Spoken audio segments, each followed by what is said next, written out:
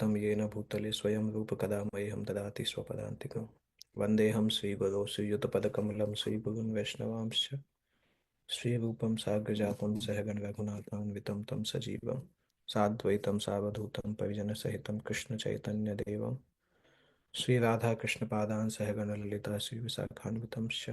नमो विष्णुपादाय कृष्णपृष्ठाय भूतले श्रीमते भक्तिवेदांत स्वामी नामिने नमस्ते सारस्वती देवे गौरवाणी प्रचारिणे निर्विशेष शून्यवादी पाश्चात्य देशतारिणे। जय श्री कृष्ण चैतन्य प्रभु नित्यानंद श्री अद्वैत गदाधर श्रीवासदि गौर भक्तवृंद। हरे कृष्ण कृष्ण कृष्ण हरे हरे हरे राम राम राम हरे हरे।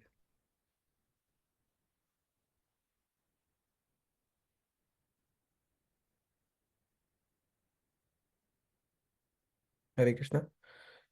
मुझे जस्ट एक चीज पूछना था कि मैं स्क्रीन शेयर कर रहा हूँ तो वेदावेस में आप लोग पहले भी पिछले हफ्ते में भी देखा होगा, इंग्लिश का मैं इंग्लिश ट्रांसलेशन और परपोर्ट अच्छा है, बट हिंदी ट्रांसलेट करते हैं तो कुछ कुछ उसमें शब्द अजीब से होते हैं क्योंकि वो सिंपल ट्रांसलेशन से करता है।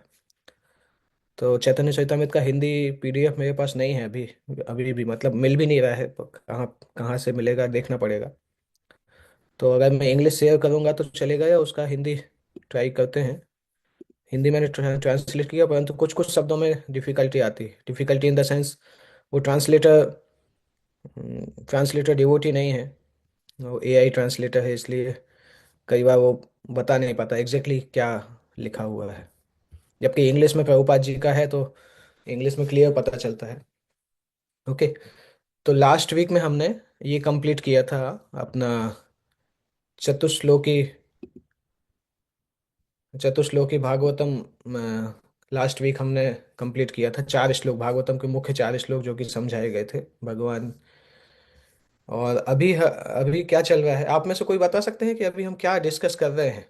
किसी को याद हो अगर कि इस अध्याय का सीक्वेंस क्या है, क्या डिस्कशन चल रहा है अभी? अभी हमने ज़्यादा पढ़ा नहीं है, 50 50 55 श्लोक ही किए हैं। कोई है जिनको याद है कि क्या क्या डिस्कशन चल रहा है?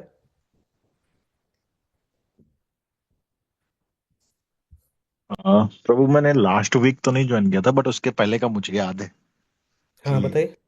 उसमें आपने बताया था कि भक्ति हमारी गुरु दीक्षा के बाद ही स्टार्ट होती है। जब हम दीक्षा ले लेते हैं उसके बाद ही अ, हम्म। होती है। अगर जब तक हम दीक्षा नहीं लेते तो हम भौतिक रूप में ही रहते हैं। इसके हम्म। बारे में बताया था। और ओके। सबसे पहली क्लास जो थी, पहली नहीं दूसरी क्लास जो थी, उस क्लास में हमने देखा था इन जनरल चैतन्य चरितमृत का सीक्वेंस कि 6 श्लोक चैतन्य महाप्रभु के ग्लोरिफिकेशन के लिए बोले गए हैं, 5 श्लोक नित्यानंद प्रभु के ग्लोरिफिकेशन के लिए बोले गए हैं, 2 श्लोक अद्वैत आचार्य के ग्लोरिफिकेशन के लिए और 1 श्लोक पंचतत्व का ग्लोरिफिकेशन। शुरू के 14 श्लोक वही थे। उसके बाद फिर ये जो अध्याय है, ये पहले श्लोक का ग्लोरिफिकेशन जिसमें वंदे गुरुन् ईश भक्तान 6 लोगों का गुणगान किया गया था। गुरु का, भगवान का, भक्तों का, ईसा अवतारम, 6 पर्सनालिटी का गुणगान किया गया था। तो उसमें गुरु का गुणगान हमने देखा था जो कि आपने बताया, जो आपने जो बताया कि दीक्षा के पहले भक्ति प्रारंभ नहीं होती, in the ji ji. Sense जब भी व्यक्ति हरे कृष्ण महामंत्र करता है तो भक्ति प्रारंभ कर देता है, परंतु दीक्षा के द्वारा उसको ऑफिशियली गुरु जो है परंपरा से कनेक्ट करते हैं और गुरु को समर्पण के द्वारा वो भगवान को समर्पण सीखता है। तो वो गुरु तत्व का वर्णन इस श्लोकों में हमने पढ़ा था। उसके बाद भगवत तत्व, ईश तत्व का जो वर्णन था वो हमने पिछले हफ्ते पढ़ा था, जो कि भागवतम के दूसरे स्कंद से लिया गया था। तो टोटल 6 तत्व हैं, उन 6 तत्वों का वर्णन कंप्लीट होगा इस अध्याय में। इसके बाद दूसरे अध्याय में फिर दूसरा श्लोक लिया जाता है। जो ओरिजिनल 14 श्लोक थे उसमें से दूसरा श्लोक दूसरे अध्याय में आएगा। और फिर इस तरह से शुरू के करीब 10 12 अध्याय में वो 14 श्लोक कंप्लीट किए जाते हैं। उसके बाद चैतन्य महाप्रभु की लीलाएं प्रारंभ होती हैं। ओके, तो ये जनरल सीक्वेंस है।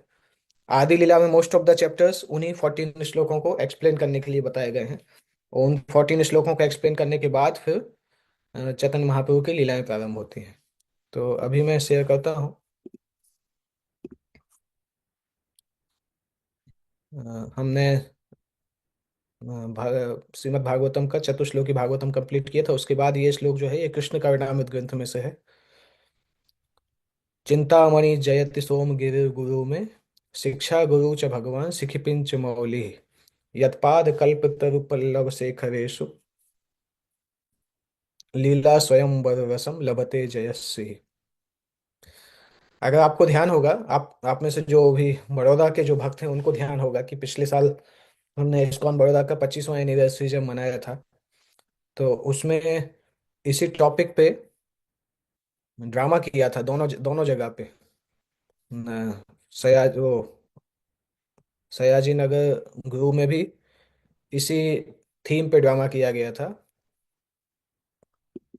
और विलुमंगल ठाकुर का ड्रामा था, जिसमें आपने देखा था कि पहले वो प्रोस्टिट्यूट से बहुत प्रेम करते थे, फिर प्रोस्टिट्यूट ने उनको राह दिखाई कि आपको कृष्ण चेतना को प्राप्त करना चाहिए। फिर वो वृंदावन जाते हैं, अंधे भी हो जाते हैं बीच में, फिर वृंदावन जाते हैं, कृष्ण का दर्शन मिलता है। बहुत अच्छा ड्रामा था, करीब 50 मिनट का। तो उन्होंने बाद में ये पुस्तक लिखी, कृष्ण कर्णामृत पुस्तक। तो उस पुस्तक में वो लिख रहे हैं चिंतामणि, एक्चुअली आपको अगर ध्यान होगा तो चिंतामणि उसी प्रोस्टिट्यूट का नाम है जिन्होंने जिस प्रोस्टिट्यूट ने अ, जो कृष्ण भक्त बन गई थी, और उन्होंने ही इस विलुमंगल ठाकुर को राह दिखाया था। तो विलुमंगल ठाकुर उस प्रोस्टिट्यूट को प्रणाम कर रहे हैं, उनकी जय हो चिंतामणि, और मेरे दीक्षा देने वाले आध्यात्मिक गुरु सोमगिरी की जय हो। उसके बाद शिक्षा गुरुश्च भगवान सिखी पिंच मौली, मेरे उपदेश देने वाले आध्यात्मिक गुरु की जय हो, भगवान की जय हो, जो अपने मुकुट में मोर पंख धारण करते हैं।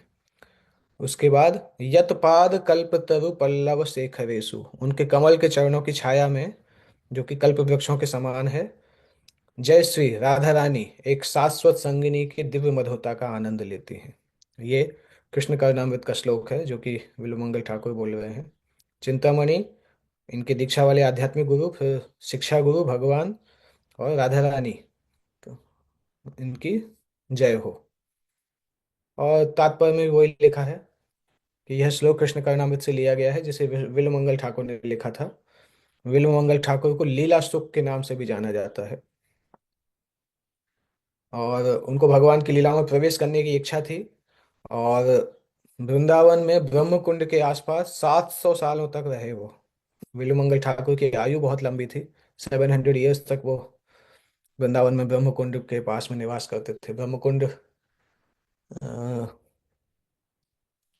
ब्रह्म कुंड आप देखेंगे तो वृंदावन परिक्रमा के समय नहीं, गोविंद मंदिर के आगे जाके ब्रह्म कुंड का दर्शन होता है। वहां पे विलुमंगल ठाकुर बहुत लंबे समय तक रहे। और विलुमंगल ठाकुर की लाइफ का हिस्ट्री इस पुस्तक में है, श्री वल्लभ दिग्विजय। उस पुस्तक में विलुमंगल ठाकुर की लाइफ की हिस्ट्री है। वो शक युग की 8वीं शताब्दी में द्रविड़ प्रांत में प्रकट हुए, और विष्णु स्वामी के प्रमुख शिष्य थे। द्वारका में शंकराचार्य के मठ में रखे मंदिरों और मठों की सूची में विल्वमंगल को द्वारकाधीश मंदिर के संस्थापक के रूप में उल्लेख किया गया है। उन्होंने अपने देवता की सेवा का जिम्मा बल्लभ भट्ट के शिष्य हरि ब्रह्मचारी को सौंपा था।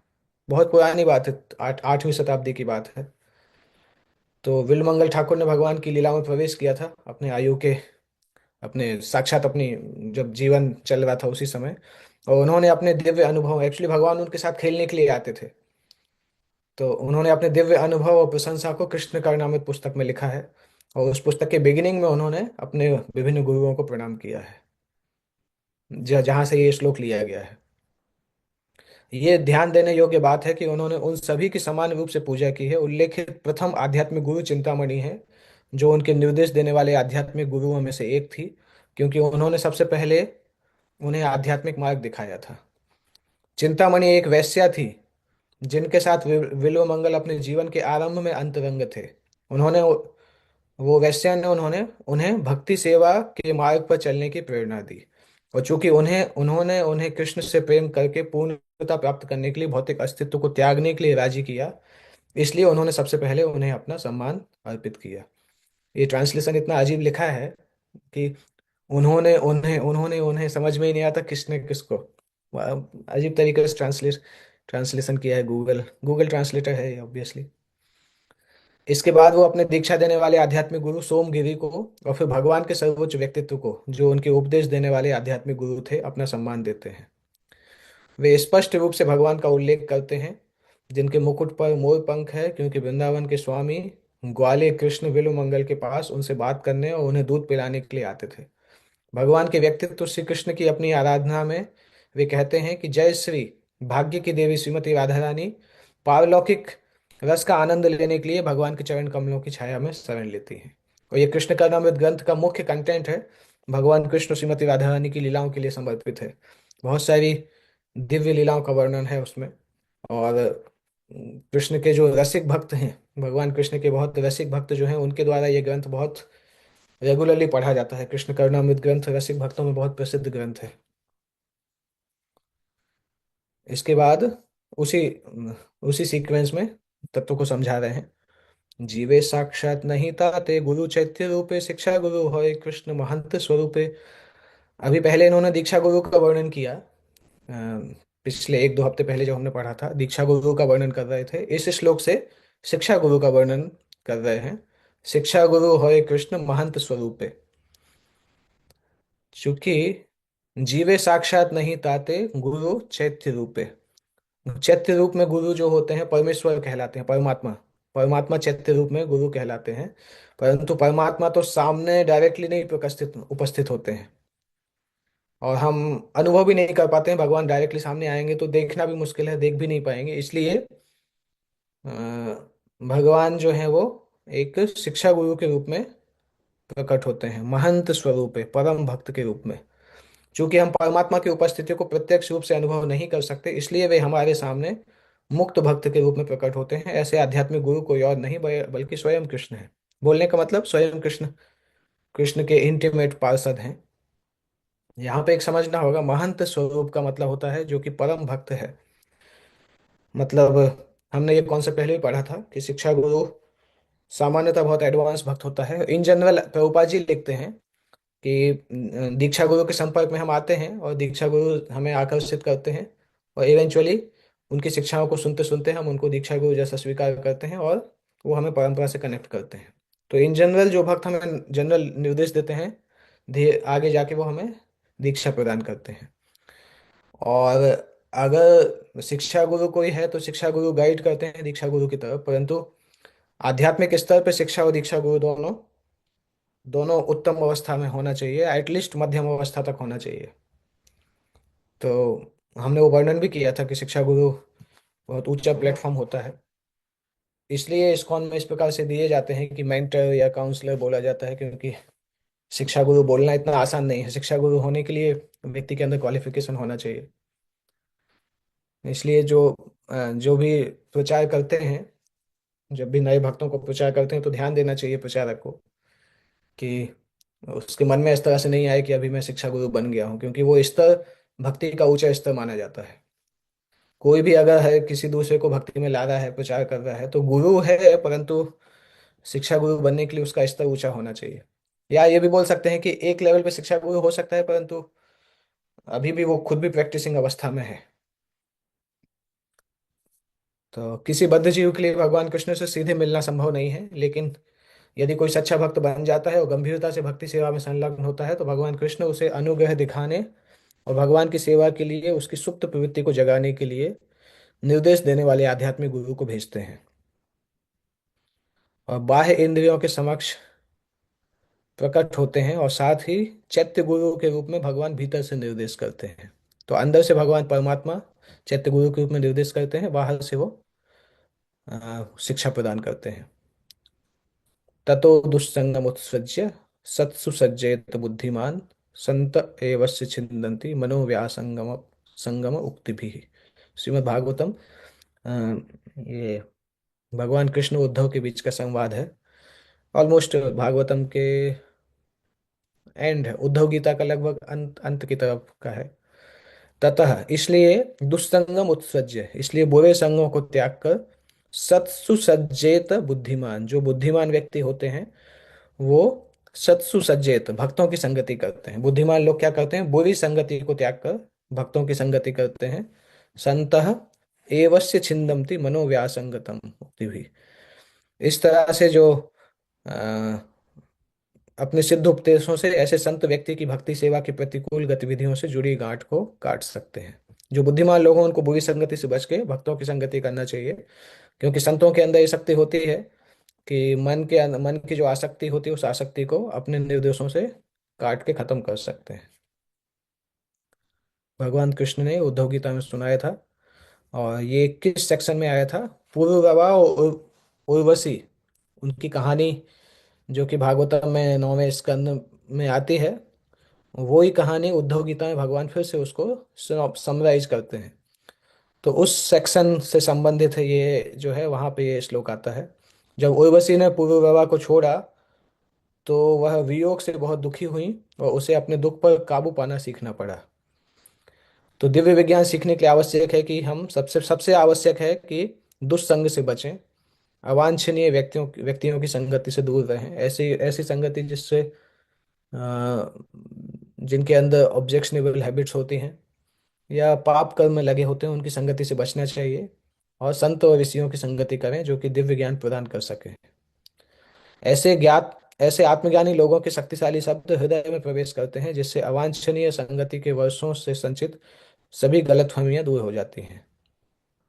एक नवदीक्षित भक्त के लिए दो प्रकार के व्यक्ति होते हैं जिनकी संगति अवांछनीय है। ऐसे भौतिकतावादी जो कि इंद्रिय तृप्ति में हमेशा लगे रहते हैं, या ऐसे अविश्वासी जो भगवान की सेवा नहीं करते हैं, केवल अपनी इंद्रियों, अपने मानसिक सनक की सेवा करते हैं।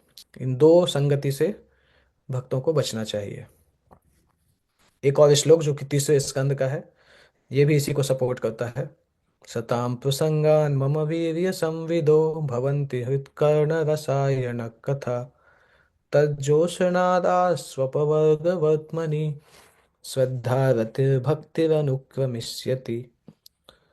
सताम प्रसंगान मम वीर्य संवदो, इस ये श्लोक जो है भगवान कपिल अपनी माँ को बता रहे हैं। तीसरे स्कंद में 25वें अध्याय का 25वां श्लोक है। तो वो बताते हैं, जब कोई भक्तों की संगति में मेरी आध्यात्मिक शक्ति से भरी हुई बातें करते हैं, तब क्या होता है? भवंती हृतकर्ण रसायन। रस आयन, रसायन का एक सिंपल मतलब केमिकल भी इंग्लिश में बोलते हैं, परंतु रसायन संस्कृत शब्द जो है, रस का मतलब होता है मधुरता, स्वीटनेस। और आयना मतलब स्वीटनेस जहाँ से निकलती है, जैसे नारायण होता है ना, नार आयन, आयन मतलब स्तोत्र।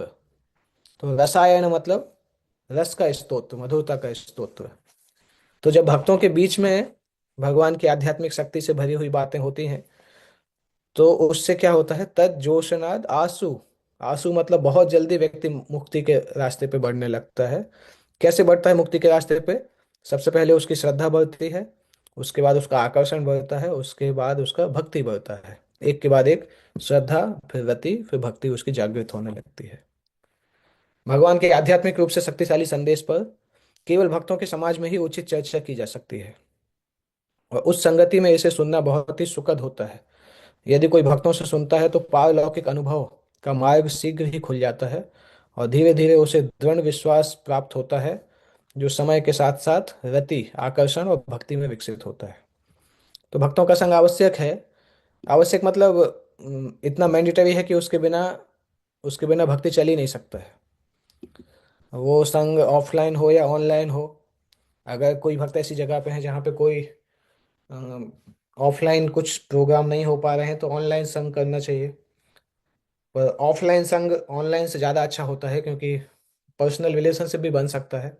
और दूसरा चीज़, ऑनलाइन संग में आपको भगवान का प्रसाद नहीं मिल सकता है, कथा मिल सकती है पर प्रसाद नहीं मिलेगा। तो इसलिए ऑफलाइन बेस्ट है, पर ऑफलाइन जब अवेलेबल नहीं होता है तो ऑनलाइन ऑनलाइन भी हमें भक्ति में चलाए रखता है, मतलब प्रोग्रेस होती है। भक्तों का संग अपने आप में इतना शक्तिशाली है। ये श्लोक श्रीमद् भागवत में आता है। कपिल देव अपनी माता को भक्ति के बारे में पूछे प्रश्नों का उत्तर देते हैं। जैसे जैसे व्यक्ति भक्ति कार्यों में आगे बढ़ता है, यह प्रक्रिया और स्पष्ट और उत्साहवर्धक होती जाती है। जब तक व्यक्ति गुरु के निर्देशों का पालन करके यह आध्यात्मिक प्रोत्साहन प्राप्त नहीं करता, तब तक प्रगति करना संभव नहीं है। इसलिए इन निर्देशों को क्रियान्वित करने के लिए व्यक्ति में रुचि का विकास ही उसकी भक्ति विधि की परीक्षा है। सबसे पहले व्यक्ति को सुनना चाहिए, सुन के आत्मविश्वास विकसित करना चाहिए, फिर भक्तों की संगति करके जो सुना है उसको जीवन में अपनाने का प्रयास करना चाहिए। और जब सुनना बंद नहीं होना चाहिए, सुनना लगातार चलता रहेगा, जितना जितना हम सुनते रहेंगे उतना भक्ति के प्रति आसक्ति बढ़ती जाती है, और व्यक्ति उस मार्ग पर दृढ़तापूर्वक आगे बढ़ता है और सहज रूप से भगवान के प्रेम तक पहुंच जाता है। ओके।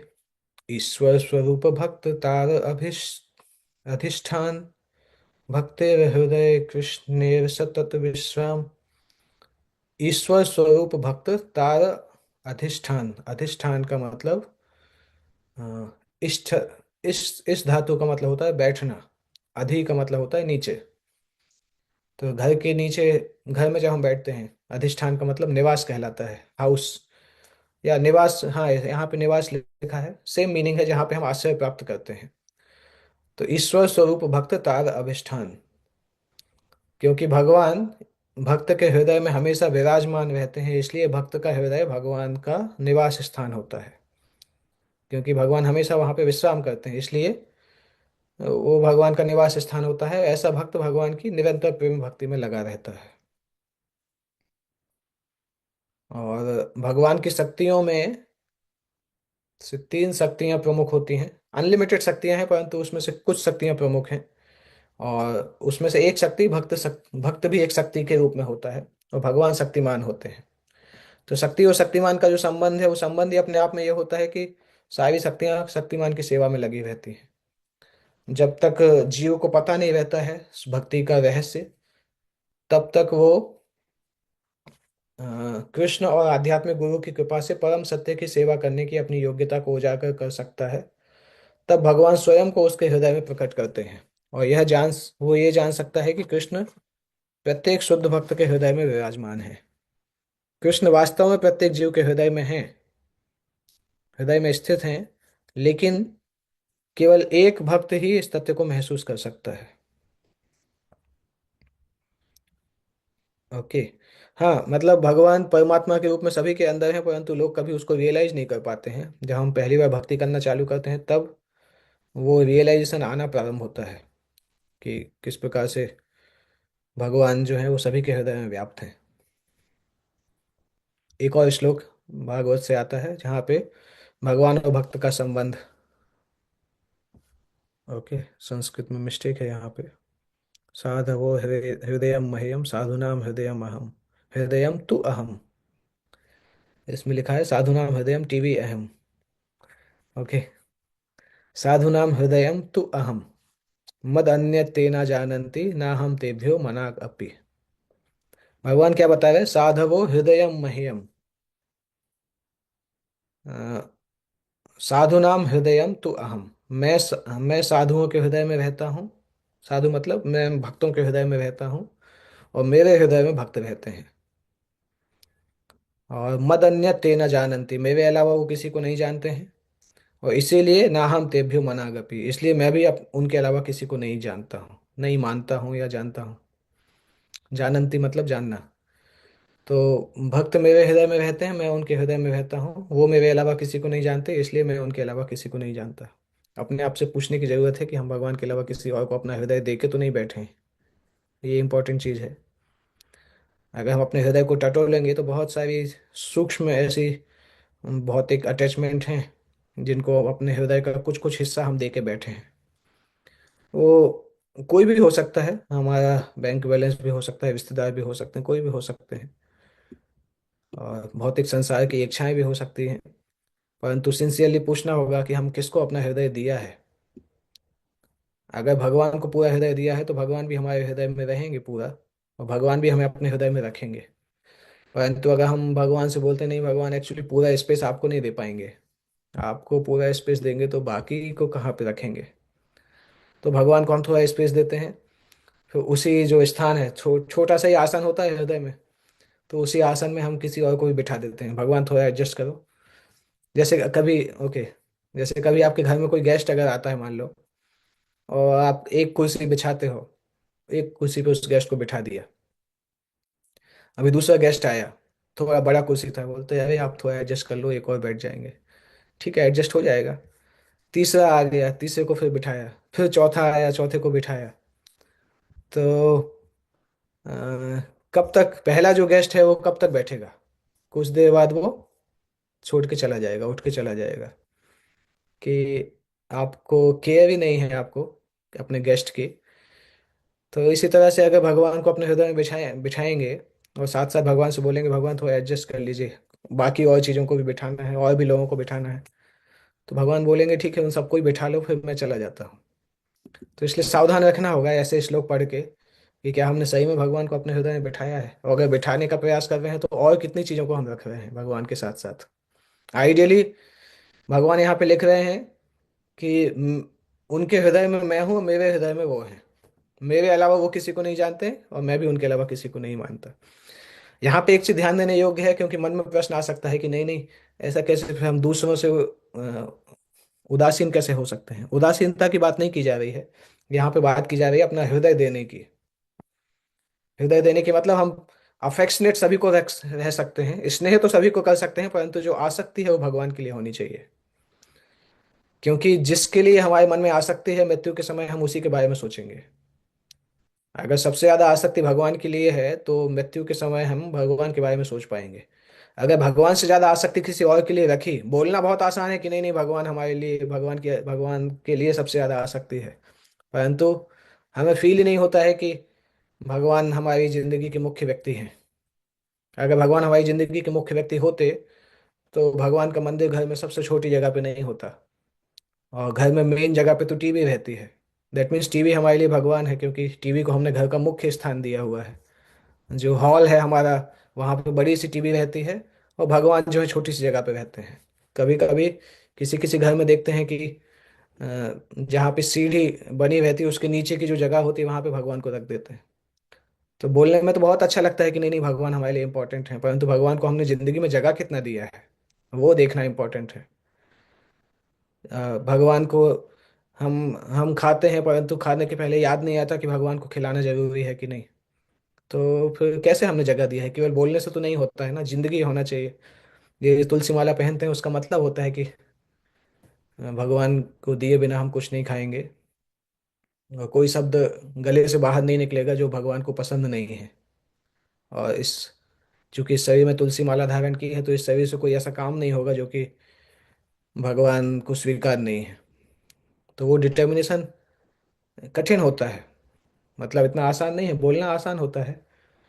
कई बार भक्ति में बहुत ऊंची चीजें हम बोल सकते हैं, परंतु अगर लाइफ को देखेंगे तो पता चलेगा कि बोलने के बाद, जैसे मैं क्लास में बहुत कुछ बोल सकता हूँ कि अभी तो कोई वो नहीं है, मतलब बहुत कुछ बोला जा सकता है कि इंद्रिय विषय ऐसे हैं, भौतिक संसार टेम्परेरी है, और बहुत सारी चीजें मैं बोलता भी हूँ, परंतु जब बोलने की बात खत्म करते तब टेस्ट चालू होता है कि एक्चुअली में बहुत ऊंची ऊंची चीजें बोल रहे थे, परंतु क्या हम उसको पालन कर पा रहे हैं।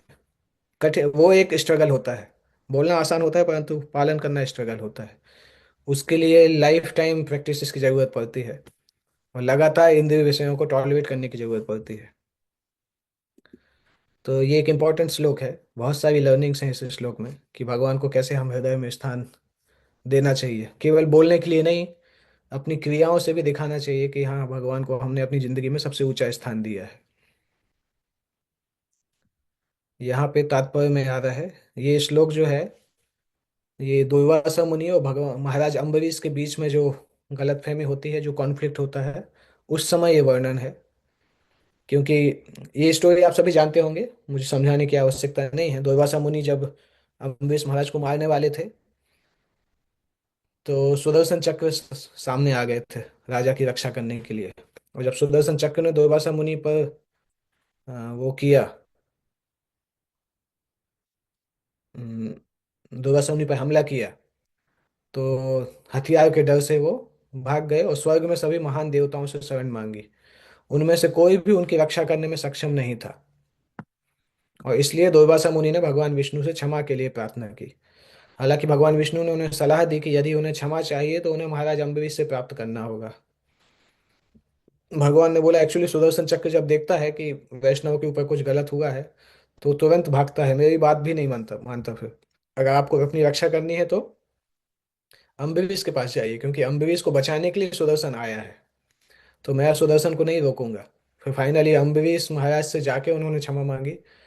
और ऐसा भी नहीं था कि अम्बरीश महाराज ये सोच रहे थे कि अरे देखो ये तो सबको सब जगह भाग के वापस मेरे पास आना पड़ा। अम्बरीश महाराज के मन में ऐसा नहीं था कि अरे मैं क्षमा कर दूंगा। तो जब दुर्वासा मुनि अम्बरीश के पास जाते हैं क्षमा मांगने के लिए, अम्बरीश भी दुर्वासा के चरणों में गिर जाते हैं कि मुझे आप क्षमा कर दीजिए, मेरे कारण इतना समस्या हुआ।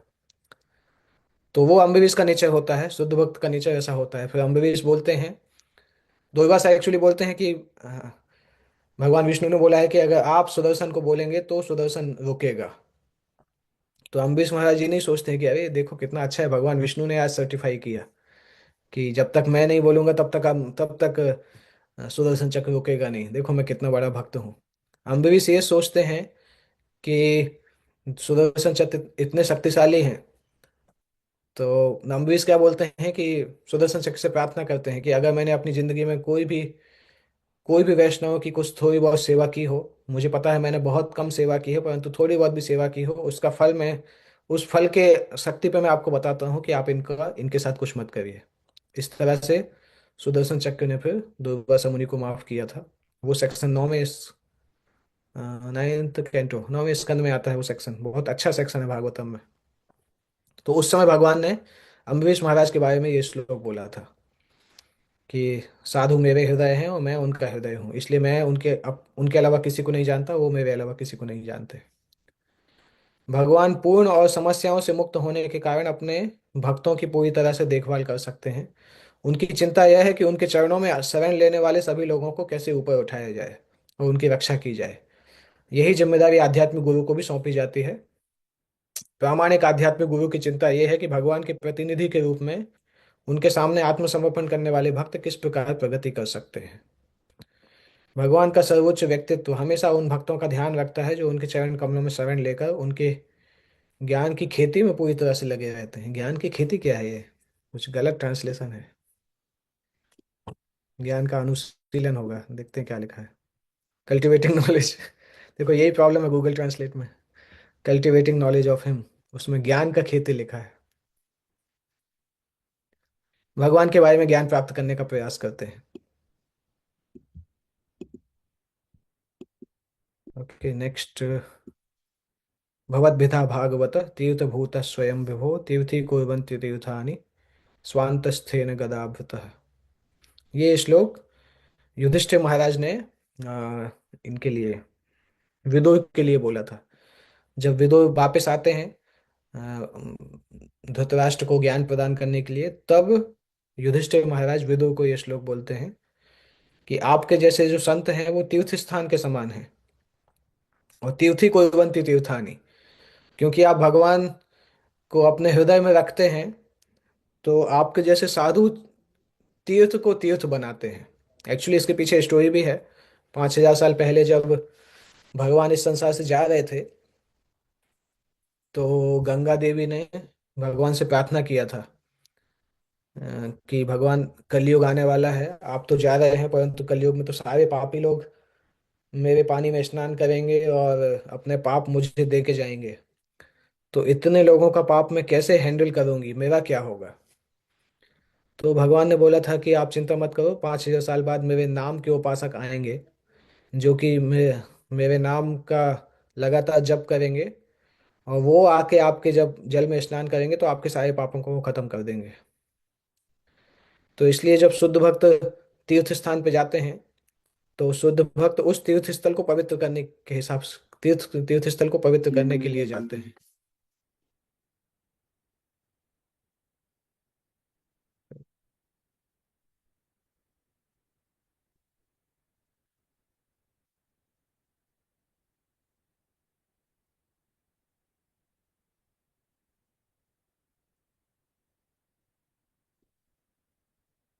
ओके।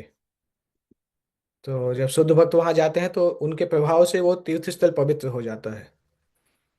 और कैसे? क्योंकि वो नाम का जप करते हैं वहां पे तीर्थ में, भगवान की लीलाओं का स्मरण करते हैं, कथा करते हैं, उससे वो तीर्थ स्थल पवित्र होने लगता है। तो शुद्ध भक्तों की उपस्थिति के बारे में ये युधिष्ठिर विदुर को बता रहे हैं, विदुर को ग्लोरीफाई कर रहे हैं। आप जैसे संत स्वयं तीर्थ स्थान हैं, अपनी पवित्रता के कारण वो संत भगवान के निरंतर साथी हैं, और इसलिए वो तीर्थ स्थानों को भी पवित्र कर सकते हैं। यह श्लोक महाराज युधिष्ठिर ने श्रीमद् भागवत में विदुर को सुनाया था। महाराज युधिष्ठिर अपने संत चाचा विदुर का स्वागत कर रहे थे, जो पवित्र तीर्थ स्थलों का भ्रमण कर रहे थे। महाराज युधिष्ठिर ने विदुर से कहा कि उनके जैसे शुद्ध भक्त साक्षात पवित्र स्थान है, क्योंकि भगवान हमेशा उनके हृदय में उनके साथ रहते हैं।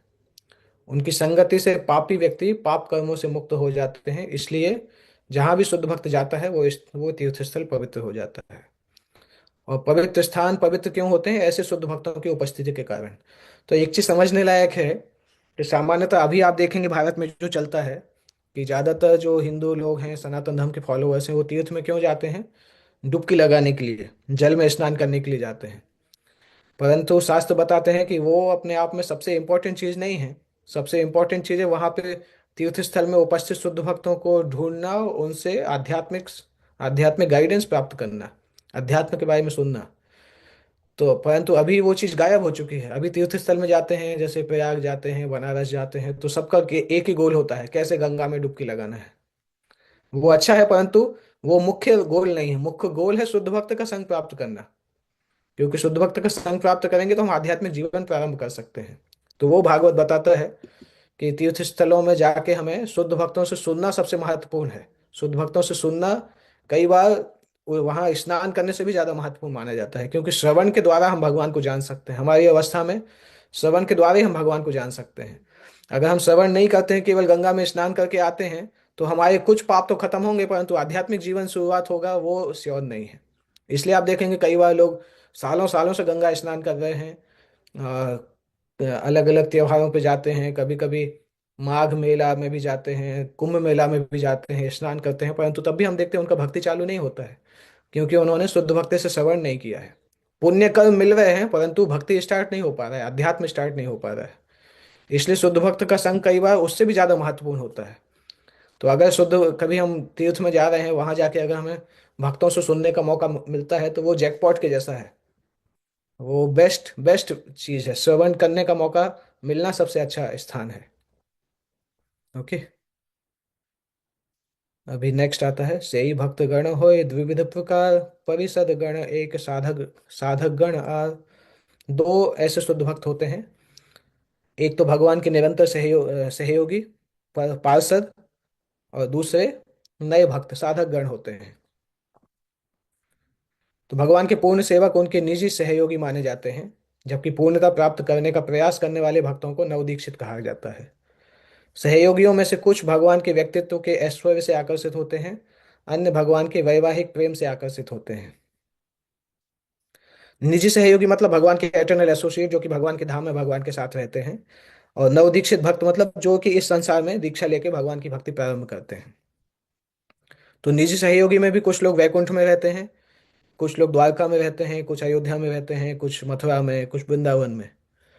और श्रद्धा पूर्वक भक्ति करते हैं जो, और भगवान के ऐश्वर्य से आकर्षित होते हैं, वो वैकुंठ में रहते हैं। और जो भगवान से इंटीमेट, भगवान के प्रेम से आकर्षित होते हैं, वो वृंदावन में रहते हैं। तो ये दो कैटेगरी हैं, एक नित्य पार्षद और एक नवदीक्षित भक्त। ईश्वरीय अवतार ए तीन प्रकार, अंश अवतार आर गुण अवतार, सत्य अवतार तृतीय ए मत, अंश अवतार पुरुष मत्स्याधिक यत। भगवान ईश तत्व का वर्णन ही चल रहा है अभी, ईश और गुरु का वर्णन। तो भगवान के तीन प्रकार के अवतार हैं, आंशिक अवतार, गुणावतार और शक्ति युक्त अवतार। आंशिक अवतार मतलब अ, मत्स्य अवतार, नहीं, अंश अवतार, पुरुष, पुरुष मत्स्य आदि का अवतार। पुरुषावतार और मत्स्य अवतार जो है ये आंशिक अवतार कहलाते हैं। आंशिक अवतारों का एक और नाम है कला, अंश और कला। तो आंशिक अवतार कला भी कहलाते हैं। पुरुष अवतार मतलब तीन विष्णु जो अवतार हैं वो पुरुष अवतार हैं। मत्स्य अवतार भी आंशिक अवतारों में आते हैं। ब्रह्मा विष्णु शिव तीन गुणावतारे गणी, शक्ति आवे सनकादि पृथु व्यास मुनि। भगवान ब्रह्मा, भगवान विष्णु, भगवान शंकर गुणावतार कहलाते हैं। तीन गुणों के अवतार हैं। ब्रह्मा जी रजोगुण, विष्णु जी सत्वगुण, शंकर जी तमोगुण। ये एक चीज समझने लायक है, ये गुणों के अवतार नहीं है, परंतु ये तीन गुण इनके सुपरविजन में रखे गए हैं। ऐसा नहीं कि शंकर जी तमोगुण के अवतार है मतलब शंकर जी तमोगुण में है। शंकर जी शुद्ध सत्व गुण में है। शंकर जी कभी तमोगुण में नहीं हो सकते, क्योंकि वो स्वयं भगवान विष्णु के अवतार हैं। परंतु शंकर जी को जिम्मेदारी दिया गया है कि तीन गुणों में से जो तमोगुण है, उस तमोगुण को वो हैंडल करते हैं संसार में। तमोगुण उनके गाइडेंस में कार्य करता है। इसी तरह से जो रजोगुण है वो ब्रह्मा जी के गाइडेंस में कार्य करता है। सत्वगुण भगवान विष्णु के गाइडेंस में कार्य करता है। तो ये समझना होगा। कई बार लोग बोलते हैं कि गुणावतारों का मतलब वो उसी गुण में है। ऐसा नहीं है, तीनों के तीनों उच्च अवस्था में है, शुद्ध सत्व गुण में है, परंतु उनको दिया गया है, सेवा करने के लिए दिया गया है कि इस गुण को आप हैंडल करिए। उसको अधिष्ठाता बोला जाता है। इसके बाद शक्ति आवेश अवतार जो है, सनक आदि, पृथु, राजा पृथु, व्यास मुनि, ये सब शक्ति आवेश अवतार हैं। दुई रूपे होय भगवान प्रकाश, एक तो प्रकाश होय अरता विलास। इसके बाद भगवान के दो रूप में प्रकट प्रकट होते हैं। यहाँ पे जो थे अंश अवतारों का वर्णन था, अंश अवतार और सत्यावेश अवतारों का और गुणावतारों का। अभी भगवान के पर्सनल इनकारनेशन दो प्रकार के हैं, एक तो है प्रकाश और दूसरा है विलास। प्रकाश और विलास का क्या मतलब होता है? परम भगवान अपने व्यक्तिगत रूपों को दो प्राथमिक श्रेणियों में विस्तारित करते हैं। प्रकाश रूप भगवान कृष्ण द्वारा उनकी लीलाओं के लिए प्रकट किए जाते हैं, और एग्जैक्टली भगवान कृष्ण जैसे होते हैं। जैसे भगवान ने प्रकाश रूप प्रकट किया था जब द्वारका में 16,000 रानियों से विवाह किया था, तब उन्होंने प्रकाश रूप प्रकट किया था। 16,000 रूपों में अपने आप को एक्सपेंड किया था, और हर रूप एग्जैक्टली उसी तरह से थे जैसे वो रानी चाहती थी। क्योंकि हर रानी के मन में इच्छा थी कि मेरे पति ऐसे होने चाहिए, कुछ लंबे हों या थोड़े सांवले हों, उनका इस प्रकार का बाल इस प्रकार से हों। तो हर रानी के मन में जैसी जैसी पति की इच्छा थी, एग्जैक्टली उसी तरह से भगवान ने अपने रूपों को वो विस्तारित किया था, 16,000 रूपों को। और रास नृत्य के समय गोपियों के साथ नृत्य करने के लिए भी उन्होंने अपने आप को विस्तारित किया था। तो ये प्रकाश कहलाता है। हालांकि भगवान जब जब भगवान अपने विलास विस्तार प्रकट करते हैं तो शारीरिक विशेषताओं में कुछ हद तक भिन्न होते हैं। तो प्रकाश में भगवान भगवान खुद ही अवतार एक्सपेंड करते हैं, जबकि विलास में भगवान अपने रूप को हल्का सा बदल देते हैं। जैसे भगवान बलराम जो हैं, भगवान बलराम प्रकाश नहीं है, भगवान बलराम जो है वो विलास अवतार है। और वैकुंठ में चार भुजाओं वाले नारायण रूप बलराम से विस्तारित होते हैं। तो अभी आपको समझ में आया होगा, प्रकाश का मतलब कृष्ण ही अपने रूप को एक्सपेंड करते हैं, जैसे द्वारका में किया और रासलीला के समय किया। और विलास मतलब भगवान बलराम के रूप में भगवान अवतार लेते हैं, उसके बाद बलराम से नारायण और ये सब निकलते हैं। श्री कृष्ण और बलराम के शारीरिक रूपों में कोई अंतर नहीं है, सिवाय इसके कि उनके शारीरिक रंग अलग अलग हैं। कृष्ण श्याम वर्ण के हैं, बलराम जो है वो वाइट हैं। इसी तरह वैकुंठ में श्री नारायण के चार हाथ हैं जबकि कृष्ण के दो हाथ हैं। तो भगवान के जो अंश ऐसे शारीरिक अंतरों को प्रकाश करते हैं उन्हें विलास विग्रह के नाम से जाना जाता है। एक ही विग्रह यदि होय बहु रूप, आकारे तब भेद नहीं एक ही स्वरूप। महिषी विवाहे जाय छे कैला रस, इहा के कहिया कृष्णेर मुख्य प्रकाश। तो जब भगवान अपना विस्तार अनेक रूपों में करते हैं जिनके लक्षण एक दूसरे से भिन्न नहीं होते हैं, जैसा कि 16,000 रानियों से विवाह और रास नृत्य के समय भगवान का एक्सपेंशन, तो ऐसे रूप प्रकाश कहलाते हैं। ये प्रभुपाद जी ने तात्पर्य में पहले लिख दिया, ट्रांसलेशन में अभी आया है। चित्रम वै वतैतदेकेन वपुषा युगपत् पृथक्, गृहेषु द्विअस्त सहस्रम स्त्रिय एक उदावहत। ये श्लोक श्रीमद् भागवतम से लिया है कि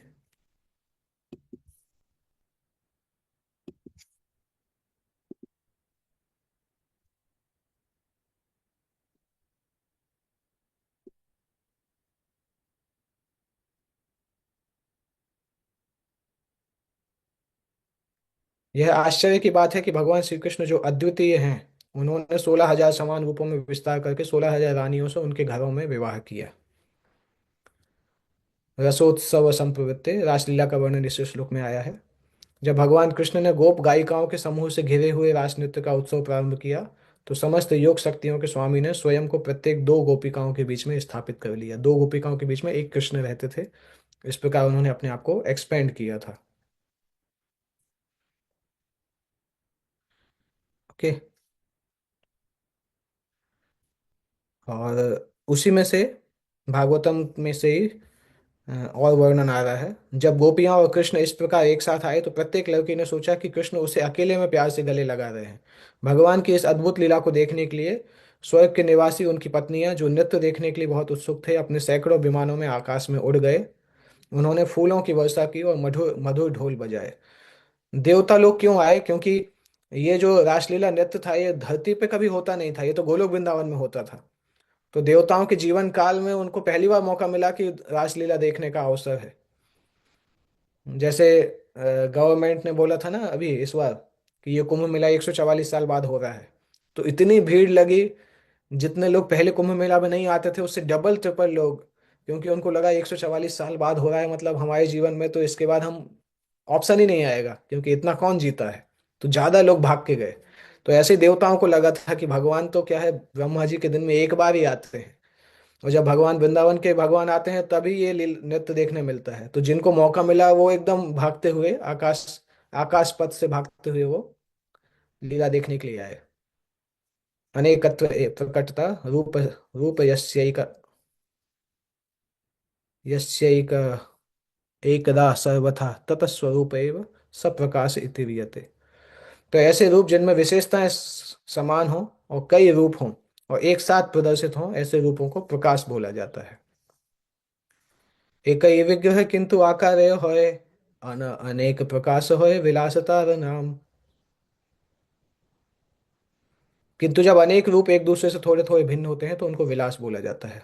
अभी विलास का वर्णन, विलास का वो आएगा एग्जाम्पल। जब भगवान अपनी अचिंत्य शक्ति से भिन्न भिन्न विशेषताओं वाले अनेक रूप प्रकट करते हैं तो ऐसे रूपों को विलास कहते हैं। इसमें से जाई छे बलदेव पर व्योम नारायण, जाई छे वसुदेव प्रद्युम्न आदि संकर्षण। बलदेव, नारायण, वासुदेव, प्रद्युम्न, संकर्षण, ये जो है ये विलास विग्रह कहलाते हैं। वैकुंठ में नारायण है, फिर चतुर्व्यूह है, ये विलास कहलाते हैं। और भगवान कृष्ण जब डायरेक्ट एक्सपेंड करते हैं तो उसको प्रकाश बोला जाता है। ईश्वर शक्ति हो यही तीन प्रकार, एक लक्ष्मी गण शुद्ध महिषी गण आर, ब्रज गोपी गण आर सभा ते प्रधान, ब्रजेंद्र नंदन जाते स्वयं भगवान। तो जैसे भगवान का एक्सपेंशन होता है उसी प्रकार से भगवान की शक्तियों का भी एक्सपेंशन होता है। जैसे लक्ष्मी गण, वैकुंठ में लक्ष्मी देवी होती हैं, द्वारका में भगवान की रानियां होती हैं, वृंदावन में गोपियां होती हैं। और इन तीनों में भी गोपियां सबसे सर्वश्रेष्ठ हैं, क्योंकि भगवान कृष्ण स्वयं भगवान हैं और गोपियां को डायरेक्टली कृष्ण की वृंदावन में सेवा करने का मौका मिला है। तो गोपियां सबसे श्रेष्ठ हैं। और गोपियों से एक्सपेंड होता है द्वारका में रानियां, फिर द्वारका में रानियों से एक्सपेंशन होता है लक्ष्मी का। स्वयं रूप कृष्णेर काया व्यूह तारसम, भक्त सहित होय ताहार आवरण। आदि भगवान श्री कृष्ण के निजी सहयोगी उनके भक्त हैं जो उनके समान हैं, और भगवान अपने भक्तों के समूह के साथ पूर्ण है। भक्त आदि क्रम में कैला सभा वंदन, ए सभा वंदन सर्व शुभेर कारण। मैंने भक्तों की पूजा की है और इनकी पूजा करना मेरे सौभाग्य का कारण है। तो सबसे पहले भक्तों का इतना वर्णन कर रहे हैं क्योंकि प्रभुपाद जी तात्पर्य में लिख रहे हैं भगवान की प्रार्थना करने के लिए सबसे पहले उनके भक्तों और सहयोगियों की प्रार्थना करनी चाहिए। जब उनके भक्तों और सहयोगियों की प्रार्थना करते हैं उसके बाद भगवान की प्रार्थना करने से भगवान उस प्रार्थना को स्वीकार करते हैं। प्रथम श्लोक कही सामान्य मंगलाचरण, द्वितीय श्लोक ते कवि विशेष बंधन। इस तरह से मैंने पहले श्लोक में सामान्य डिस्क्रिप्शन किया है, परंतु अगले श्लोक से मैं भगवान की विशेष वंदना करूंगा। इस श्लोक में जनरली भगवान को ग्लोरिफिकेशन किया है उनके भक्तों के साथ और गुरु तत्व के साथ। सेकंड श्लोक जो है उसमें, सेकंड श्लोक मतलब सेकंड चैप्टर में भगवान का विशेष वर्णन होगा। वंदे श्री कृष्ण चैतन्य नित्यानंद सहोदितौ, गौड़ोदये पुष्पवंतौ चित्रौ सन्नौ तमोनुदौ। इसका मतलब है मैं श्री कृष्ण चैतन्य और नित्यानंद प्रभु को सादर प्रणाम करता हूँ, जो कि सह उदितौ, जो कि सूर्य और चंद्रमा के समान है। सामान्यतः सूर्य चंद्रमा एक साथ नहीं उगते हैं, परंतु पहली बार ऐसा हुआ कि सूर्य चंद्रमा एक साथ उगे उगे हैं और गौड़ देश के क्षितिज पर एक साथ अज्ञान के अंधकार को दूर करने के लिए चैतन्य महाप्रभु और नित्यानंद प्रभु प्रकट हुए हैं। और इस प्रकार वो सभी को अद्भुत आशीर्वाद प्रदान करते हैं।